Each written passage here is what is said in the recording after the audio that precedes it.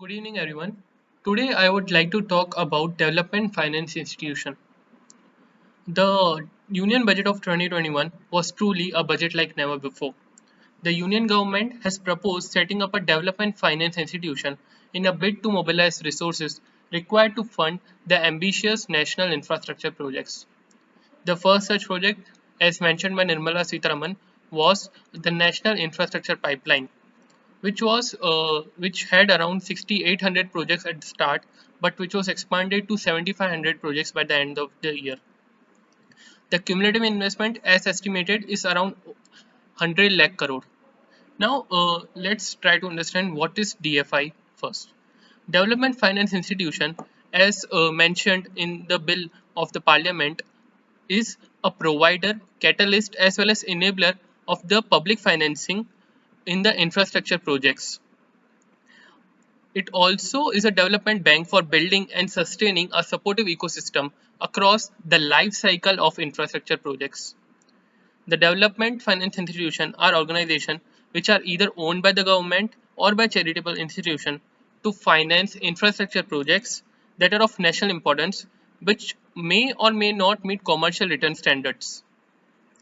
The DFI will be set up as per the bill with a capital base of around 20,000 crore and will have a lending target of 5 lakh crore in 3 years.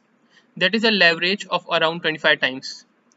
Debt financing is also being considered by the government by the way of REITs, that is Real Estate Investment Trust, as well as INVIT, that is Infrastructure Investment Trust, which are very new instruments through necessary arrangements in the rules.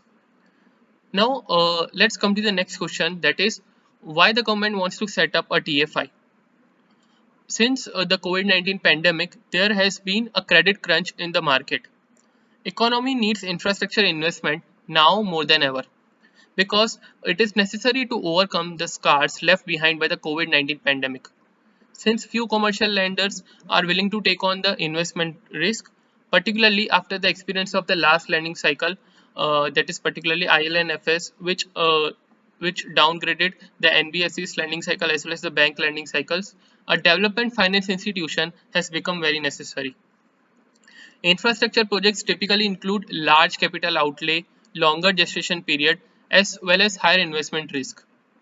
Any adverse consequences down the lane will definitely reduce the estimated earnings, will have cost overruns as well as delays, which will eventually manifest in the form of reduced financial returns to the project financiers.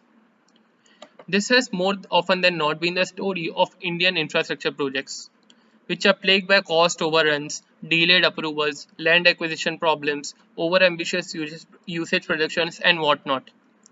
As a result, fewer financiers are ready to line up even as call rises for more infrastructure development. So, to ensure sufficiency as well as timely availability of capital for the government ambitious infrastructure development plan, there is a clear need of a development finance institution that alleviates some of the investors' concerns and provide relief to the sector. A DFI infrastructure projects and the terms of finances could be different from that of a traditional lender. This is not the first time the government has been experimenting with the idea of a DFI. ICICI and the IDBI started as a DFI but were later converted to universal banks because of the asset liability mismatch that these banks faced in the future. They were unable to access long term funds without government guarantee and commercial banks concerned retail deposits. But today, the capital market is robust and there is access to global funds and multilateral agencies. A 100% sovereign owned DFI under an act of parliament will have no limits on leverage.